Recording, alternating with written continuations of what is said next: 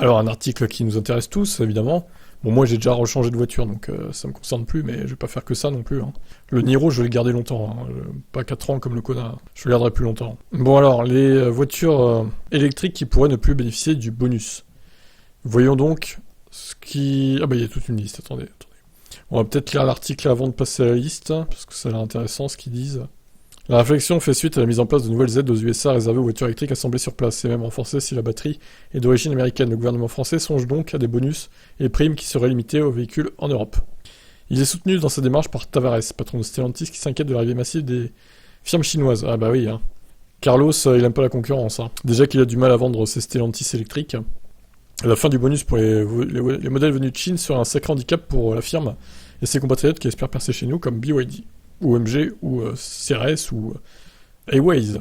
Reste que la mise en place d'un critère sur le lieu de production peut coincer auprès de nombreuses marques du vieux continent, qui produisent un ou plusieurs modèles en dehors de l'Union européenne. Et oui, et pas des moindres. La Spring, par exemple, made in China. Mais ce n'est que dans un but de prix low cost que les marques assemblent en Chine, puisque des modèles premium viennent de ces contrées. C'est aussi le cas des iX3 de BMW. Il ne faut toutefois pas oublier que ce véhicule est de toute manière déjà exclu des aides vu son prix élevé. Oui, ça c'est vrai. Pas la Spring par contre. L'éventuelle fin du bonus, à cause d'une production en dehors de l'Europe, ne sera pas aussi un problème pour les clients d'une Tesla qui ne vient pas de Berlin. Les modèles profitent au mieux de 2000 € d'aide. Ou pour les gros SUV de Mercedes, EQE, OQS, pas de bonus. Pour les véhicules de plus de 47 000 €, seuil actuel le bonus passe de 6 000 à 2 000, le souci peut venir de l'autre aspect du protectionnisme, la taxation renforcée aux frontières de l'Union. Tavares veut des règles semblables, alors que la Chine taxe ses frontières. En dessous de 47 000 €, ça pourrait être une double peine onéreuse pour le client, et donc à la marque. Ainsi, la Smart One made in China. Et chez BMW, il en sera de même pour la nouvelle Mini 3 portes électrique, ainsi que l'inédit SUV urbain Iceman.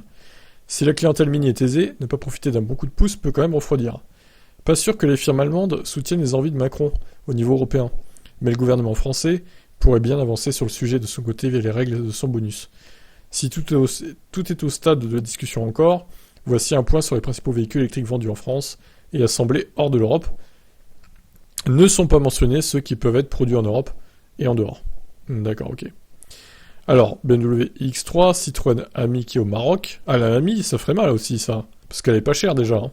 Ah bon, après, j'ai envie de dire, le bonus est de 900 €, donc... Bon, c'est pas non plus la ruine, mais bon, quand même. Donc la Spring, la Ford Mustang Mach-E, la Honda E, qui est déjà hors de prix, Ioniq 5 ou Ioniq 6, Corée du Sud, Kia Soul Niro ou IV6, Corée du Sud, Lexus UX300E ou RZ, Japon, Mazda MX-30 Japon, MG4, MG5, Marvel R, tous les MG quoi, Mercedes EQE SUV et EQS, Nissan Ariya Japon, Leaf Royaume-Uni en dehors de l'UE donc. Bah oui, la Leaf aussi du coup, effectivement. Smart One Chine, la Model 3 qui vient de Chine et des US, Model S et Model X. La Model 3 de Berlin, bon bah Model Y aussi, ça ira. Toyota BZ4X, Japon. Ça fait pas mal de modèles hein, qui seraient concernés au final. Hein. Alors ils ont pas mis le Kona parce qu'effectivement le Kona électrique est produit en République tchèque. Donc bah, du coup il serait pas concerné chez Hyundai. Contrairement à ses copains. Le Niro, le Soul, etc. Voilà tout. Eh ben écoutez, de toute façon, c'est pas encore fait tout ça. Ça sera fait sûrement en cours en 2023.